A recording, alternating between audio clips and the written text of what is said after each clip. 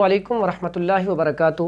امید ہے تمام دوست احباب خیر و عافیت سے ہوں گے۔ اللہ تعالیٰ سب کے علم میں، عمل میں، رزق میں، عزت میں اللہ تعالیٰ اضافہ فرمائے۔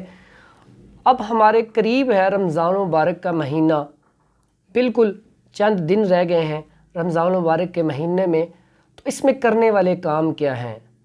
ہمیں اس میں سحری اور افطاری کیسے کرنی چاہیے جس سے ہم روزے بھی سارے صحیح طریقے سے رکھ سکیں اور ہماری طبیعت بھی ٹھیک رہے اور ہمیں روزہ زیادہ لگے بھی نہ۔ اب اس میں ہمیں چاہیے کہ سب سے پہلا کام، ہم صبح کا جو ہم نے سحری کرنی ہے، سحری کے دوران ہم نے سحری میں کوشش کرنی ہے کہ زیادہ تر ایسی چیزیں کھائی جائیں جو گرم اور تر ہوں، یعنی کہ شوربے والی چیزیں۔ اب ہم نے جب صبح کی سحری کرنی ہے، اس میں ہم جب کدو، توری، ٹینڈے، شلجم، گاجر، مولی، دال مونگی اور اس طرح بکرے کا گوشت آ جائے یا دیسی مرغی آ جائے یا سبزی گوشت مکس بنا لیں، تو اس طرح کی سبزیاں آپ زیادہ کھائیں۔ بھنڈی وغیرہ بھی کھا سکتے ہیں، یہ سبزیاں زیادہ استعمال کریں اور صبح سحری میں دہی اور لسی کا استعمال کریں۔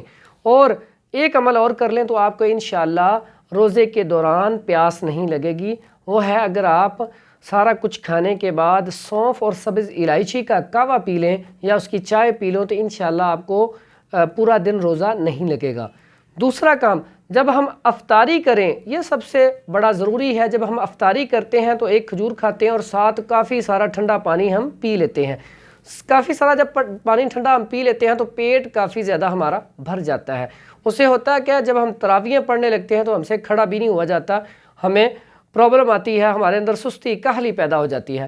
جب ہم نے افطاری کرنی ہے تو کوشش کرنی ہے ایک عدد کھجور کھائی جائے اور اس کے بعد آپ ایک گلاس تازہ پانی پہلے پئیں یا آدھا گلاس، وہ پینے کے بعد ایک ایک گھونٹ کر کے پئیں۔ اس کے بعد آپ تھوڑی دیر بعد ایک گلاس شربت کا جو بھی بنایا ہو وہ پی لیں۔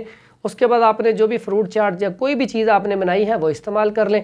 اس کے بعد آپ نماز پڑھ کے پھر تھوڑا سا کھانا لیں اور جتنا کم کھائیں گے انشاءاللہ اتنی طبیعت بہتر رہے گی۔